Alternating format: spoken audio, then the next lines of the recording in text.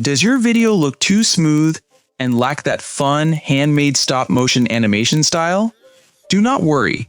In this CapCut tutorial for beginners, you will learn how to create a stop-motion effect in CapCut Mobile without chopping your video manually.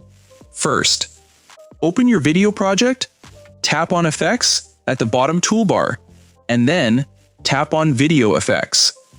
Now, tap on the search bar, type FPS lag, and select the FPS lag effect.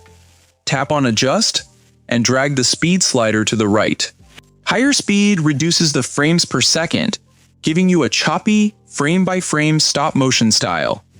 Here is a secret pro tip for creative CapCut video editing. Tap on Audio, select Effects, search for Click, and add a quick mechanical click sound effect.